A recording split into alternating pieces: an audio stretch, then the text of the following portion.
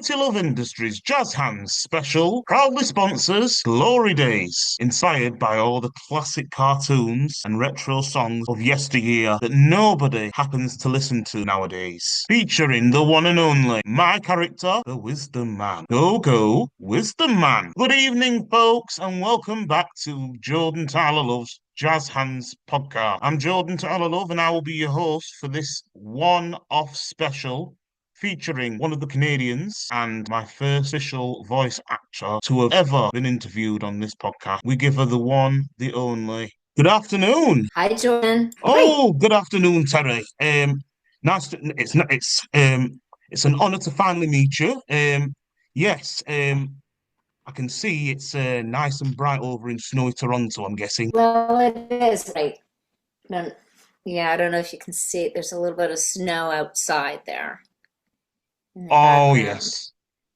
Oh, yes. Yeah, Yeah. yes, Toronto is a very, very big country. Canada's known for its snow, so um, I've known about you guys for years, since childhood. So, how are things over there? Things are okay. They're in a bit of state of flux. There's a leadership convention looming for the new leader of the political party, the Liberal Party. Our prime minister has stated that he's resigning, and as you must know, there's a new incoming president in the United States, just on our friendly southern border. So there's a lot going on here in North America. Yeah, well, over in Britain, we've recently had snow last for the last couple of weeks. It's just recently melted on Monday. Um, Okay. yeah, there's a lot to go through actually. Obviously, my patience. It's my first time, obviously, so it's finally an honor to actually interview someone such as yourself. Yeah, I've not heard your voice in quite a long time. I've seen you on videos on YouTube about in conventions, and it's nice to see that you're well. Without any further ado, we shall begin. Question one is, would you like to introduce yourself? Sure. Hey, Jordan, I'm Terri Hawkes. Nice to meet you. You- Okay, so let me go and grab these questions. They're around this somewhere. Let's see. Now, are you in London by any chance? No, I'm from the northern part of England. Have you ever heard of a county called Yorkshire?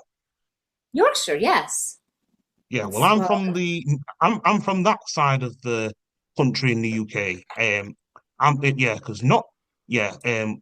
Our accent is stronger than the one down in regional England, such as London, Kent, mhm. Bedford, um, Plymouth, all down there. But if you want, I'll try and speak a little slowly so you can understand me. No. I just, that was me. That wasn't you. You're speaking. And I was thinking that Yorkshire is the name of one of my favorite childhood foods, which is Yorkshire pudding. So often for our special family dinner each week, we would have roast beef with Yorkshire pudding. And my mom made Yorkshire pudding. Oh, I loved it. wow. There's a lot of customs that Canada has similar to the UK. We spell color with a U. We spell center with an RE.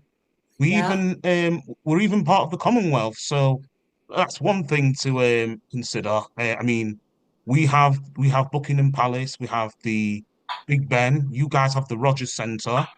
So it's a lot. It's a lot. We have similar to.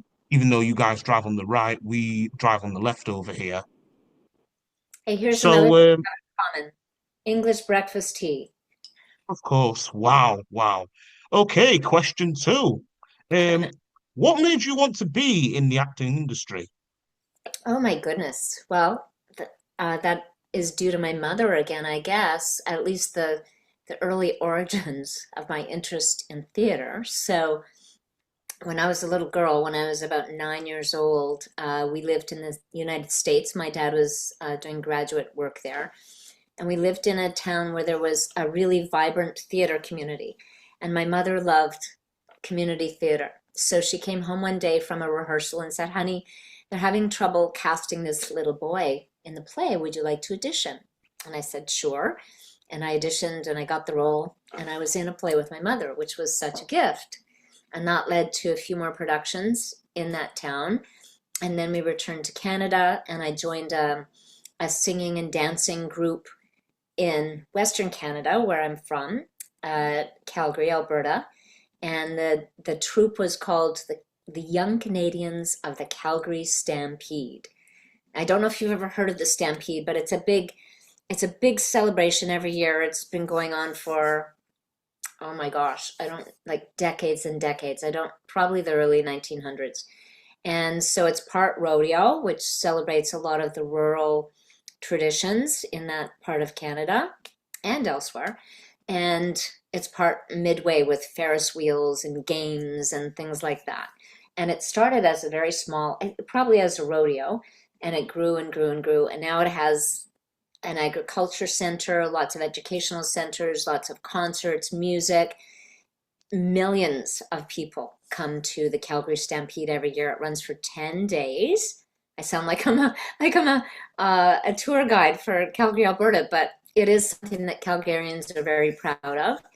And as part of that, 6 to 21 generally, and they practice all year long. They get scholarships for singing and dancing.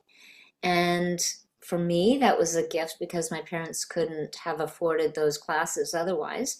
And then at the end of the year, they rehearse for a big outdoor grandstand show, over 30,000 people in the audience. And it's a medley of songs where they're singing and dancing, and usually there are guest artists, and it's a bit of a variety show. It has also grown over the years, but it's quite an extravaganza, and the kids are so talented. And it's turned out to be kind of a launching pad for many young Canadians who were members of the Young Canadians of the Calgary Stampede. So those were kind of the early seeds. Wow, that's very fascinating. I mean, Canada has a lot of nostalgia, I'm guessing. I mean, we have Only Fools and Horses. You guys have Ed Grimley with Martin Short. But yeah, thing is, a lot about Canada that I truly have forgotten about the more, because don't forget you guys have Teletoon, YTV, we have CITV, CBBC over here. So technically it's a small world, but true connection.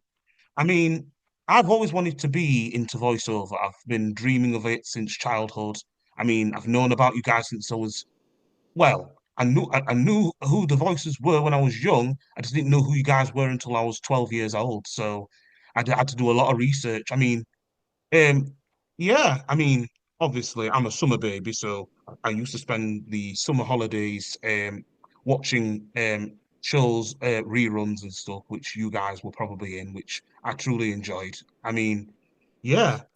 So Jordan, do you mean that you were around 12 when you discovered, um, when you figured out how the shows worked, that there were actors who created the voices? Is that what you mean when you're around 12 and you started to create this awareness of how acting works and voiceover in particular? Is that what you mean?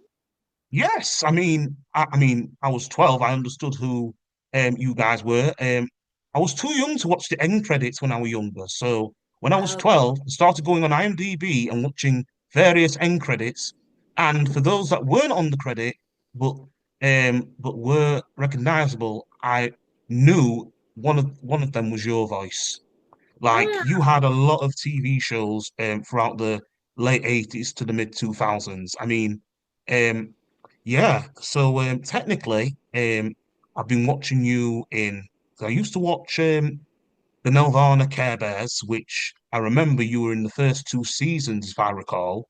yeah. You played Shrieky and Baby Hugs, I'm guessing. Love, and the other one was the villain of the series. So Oh yeah, that was yes, yeah, Shrieky. I really like Shrieky. She was one of my favorite roles of yours. And you were oh, also thank in Beverly Hills Teens shortly before the Sailor Moon franchise, which my friend wanted me to pass on to you in just a little moment. But yeah, um, I mean, you spent most of your decades in Nelvana Studios because that's where most of the cool retro Canadian shows were made, such as Care Bears and um, Tales from the Crypt Keeper. But yeah, what have the roles of Sailor Moon and Care Bears have impacted you on the world? Wow, what a good question. How have the roles of Sailor Moon and Care Bears impacted me in the world? Um, well, I'm going to say Care Bears was one of my early shows, and I did a few before Care Bears, but then Care Bears was the one that kind of took off, and people seemed to know the voices that I'd done. So, how did it impact me? I started to become aware of how how many people have been touched by television, animation, anime, and it just kind of expanded my horizons. It when you're working in a studio and a script with the other actors and so on, it can be very joyous and meaningful. And then when you start to see that your stories have reached other people, it takes on kind of a whole new dimension. So I'd say Care Bears was that at first, and I learned of a lot of kids who really um, just really loved that series, and it was very sort of heartwarming and entertaining, and there were some wonderful actors on that show who I learned a lot from.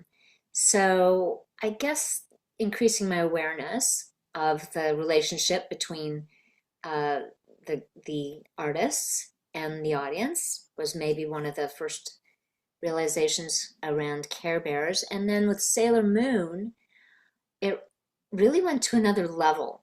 So I've sometimes told the story of one of my first anime conventions after I had recorded many episodes and films of the voice of Sailor Moon.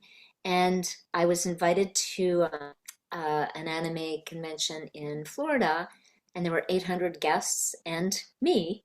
And I had a chance to visit with people one on one, really talk to people. And these were all Sailor Moon fans. So we talked about the series, we talked a little bit about shooting the episodes, but the thing that was the most meaningful, Jordan, was people, I'm very grateful for this, people shared their personal stories to a great extent. So I heard stories like, gee, I started watching Sailor Moon when I was 6 years old, and my parents were going through a divorce, and it was a very sad time for me. And I really looked forward to Sailor Moon and all the positive messaging and the little encouraging statements at the end of each episode, and it really meant a lot to me. Well, that really warmed my heart. And then other stories where I'd hear people saying, there's this kind of implication of a same sex relationship in Sailor Moon, and that really never this person wanted to identify. So that was really meaningful.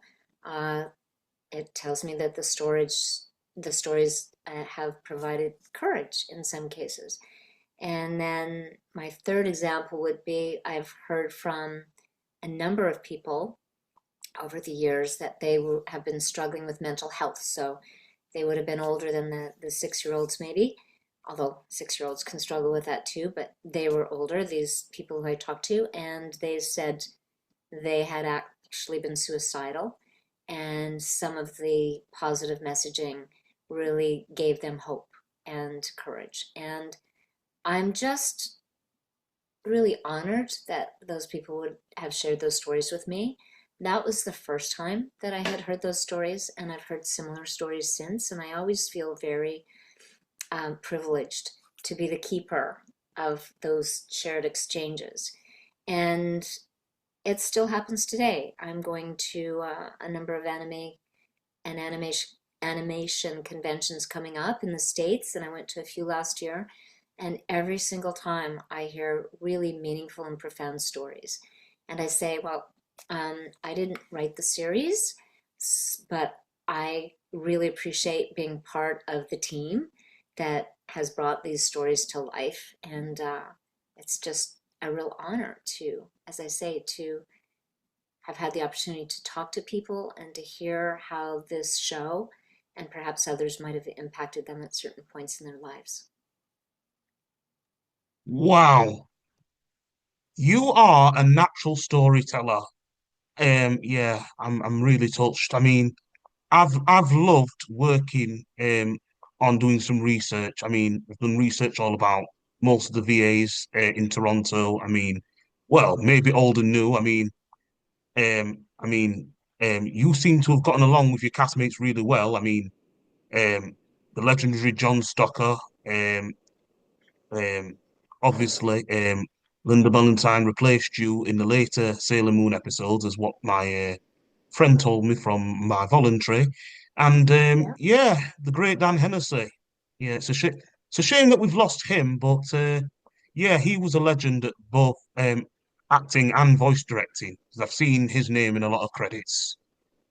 Yeah, Jordan, you're very informed. That yeah, those are all very well respected Canadian artists. And John Stalker, you may or may not know, was my sort of my partner in crime in Care Bears. Um, so that's where I ran across him first, and then we did a lot of CBC radio drama together. And then, yes, he ended up directing some of the episodes that I worked on, and then later, when Linda Ballantyne took over for me because I was pregnant with twins and advised to go on bed rest.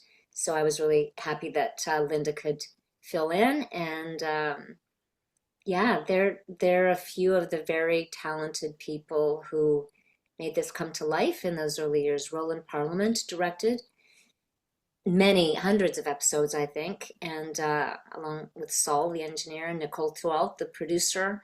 And then there were the Sailor Scouts who I worked with, Susan Roman, Stephanie Morgenstern, Katie Griffin, Karen Yep. Bernstein. And you're right, we got along. They're just a great group of people. And Wow. and more. You know, there's Ron Rubin, and I worked with him later on Flying Rhino Junior High and many times. So I And used to love that show. I mean, he did Ratticus. Obviously, I like the way he did that um, high pitched voice. I mean, Richard Binsley, who you might have worked with, he was the yes, main antagonist on that show, which I also knew him from a lot of Nelvana stuff. So, yeah, I mean, I Toronto did has a yeah. I did work with all of them on Flying Rhino Junior High because I voice directed all of the episodes of Flying Rhino Junior High. So Wow. that was great, just sitting in a control room and listening to those so talented actors just take off and just run with it and have fun with it. Oh, and Tracy Moore was in that again too. So it's funny, we kind of keep crossing paths, you know, different projects over the years, which is it's beautiful. It's a community. I'm glad you all keep in touch. I mean, obviously, I first knew Tracy as the replacement of Shrieky in the later seasons, George Shrinks, Princess Toadstool from the Mario series. Um, but yeah, I mean, there's a lot of others to go through. But if you had any celebrities you admired, who would you want to meet and why? Oh gosh. Um, well, you know what? I'm thinking a lot about writers these days because I'm spending a lot of time writing. In fact, I'm in a writer's room right now for a show that you could see on Marble Kids YouTube called Lady Ada's Secret Society. We're just in pre-production for season two. I'm taking you on a tangent here, but I really wanted to tell you this. So can I tell you a little bit more? And then I'll come back to the Of course, celebrity. of course. So the celebrity in my world for Lady Ada's Secret Society is the creator of the show, Shannon Fuster. She's also a dear friend. And this is a story a little bit like the Sailor Scouts, but it's a story of a group of girls in a girls' school where they are discouraged from studying all the STEM subjects, math, science, technology, engineering. So the ones who love it, they form this secret underground society, which they call Lady Ada's Secret Society, after Lady Ada Byron Lovelace. You might look that up with her British heritage. And she is credited with being the inventor of programming for the computer. And so they have this club and they use all of their science skills to play pranks on the rest of the student body. And they have a headmistress who thwarts them at every turn, and that would be me. So, very fun series for generally a young audience, but I know lots of adults who love this series as well. It's a comedy, and you can find it on Marble Kids on YouTube.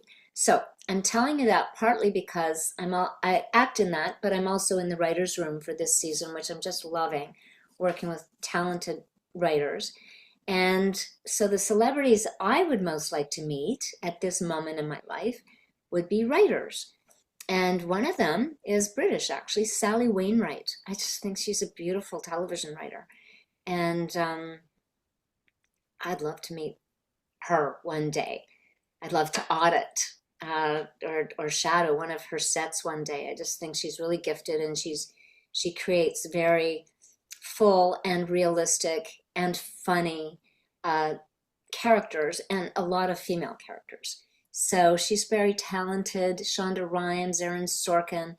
I'm really paying attention to television writing these days. So those are the people I would love to hang out with if fate would allow.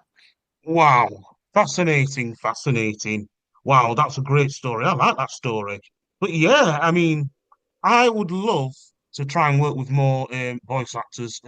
Hopefully, I could try and interview someone around Los Angeles when the fire simmers down, because I have my utmost respect for them.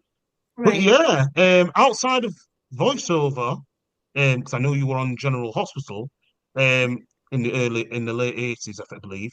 What do you like to do in your spare time if you didn't do any writing or voiceover? Wow.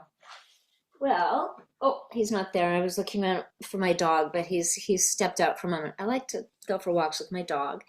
Um, I really like being in nature whenever I have a chance. And the things I most like to do in nature are to go for hikes in the woods or to go kayaking. I love kayaking, usually on a lake. It's a little calmer than in the ocean. Um, and I like to read, and I love to go to theater and movies, and I like to socialize with my friends, my different communities of friends, and my family. So those are the things I spend my time doing. Wow, wow. I have a park just outside my apartment, which I usually go there at least twice a week, and I meet up with my friends. We like to talk about our favorite cartoons, our favorite movies, and I even have a younger sister who's just as fanatic as I am, because I've been a fanatic for, well, practically most of my life, actually. But yeah, I mean, you Canadians have as just as good as shows as much as Vancouver or Los Angeles do, and I'm proud to be interviewing my first voice actor of the voice acting community. But yeah, just before we end it, if you wanted to tell the young you, what would you tell her? Ooh, that's a really moving question. I would say, I'm sure there's lots if I thought about this for a while, but the two things that spring to mind um, are don't try to be a perfectionist, Terry. Just do your best and aim for progress. This is something I'm learning a little later in life, but that would be one thing. Um, and the second thing is don't be afraid. Don't be afraid to try things that you think are a little bit beyond your ability or um, Yeah, I'm get sorry, out of your comfort get zone. out of your comfort zone. Absolutely. Yes, I would tell Yeah, myself comfort zone. get out of your comfort zone. Take a few more risks. And I did take some risks. I've got to say, when I look back, I moved to different places and tried to study with people and help further my professional opportunities. But I would go even further with that. I would go even further with that. And I'm going to maybe take my own advice now that I'm a little bit older because I think that's not only advice that helps when you're young, but helps when you're older and you're facing different kinds of challenges. So thank you, Jordan, for letting me think about that. That's a really good reminder for You are me. most welcome, Terry. I mean, I've got a lot to learn. I'm still a rookie, but I know that with a little initiative and a little trust in yourself, at least I'll be able to take things slow. Because taking things slow is, my way of learning things. Because if you jump into things, then you're only gonna, feel bad about yourself, and you want to make a good impression, just like I did. I mean, confidentially, I was a little nervous because I didn't want to screw up this interview, but I'm now feeling a lot more confident now that I've managed to interview my first voice actress. But yeah, I'm guessing you all still keep in touch as of now, don't you? Currently now, in case you have any free time or when you're not doing any conventions or if you're wanting to meet up for a coffee. Is that what you guys tend to do when you're not doing any recording?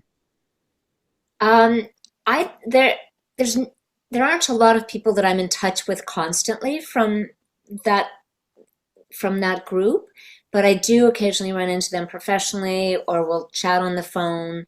It's always a treat when I run into anybody that I've worked with. I have worked with some wonderful people over the years, but I don't want to skip by what you said about yourself, if I may. So I love that you took the risk. I'm really honored. I didn't know that I was going to be your first interview. And I think you did a wonderful job. Beautiful job. You Thank researched you really so well. much. You researched the heck out of this. You know so much. You know more about my career than I know in some areas. You have obviously a strong background in watching the arts. I'm so impressed that as a young person you checked out IMDb. I didn't even know what IMDb was until years later. Um, and you've asked some really profound and insightful questions, and you are a pleasure to talk with. And I really thank you for reaching out to me. You are most welcome, Terry. Anytime. Okay, I believe that's most of our time for today's show. Thank you so much for coming and joining me. It's been a pleasure interviewing you, and I hope to hear more of your future career. You take care now, and I'll keep an eye out for IMDb. Thanks, Jordan. Hopefully, maybe I'll see you in the UK one time. I would love for that to happen. So, Yeah, um, never say never, I guess. But you take care now, and I'll see you soon. okay, thanks. Take Bye care. bye. Bye.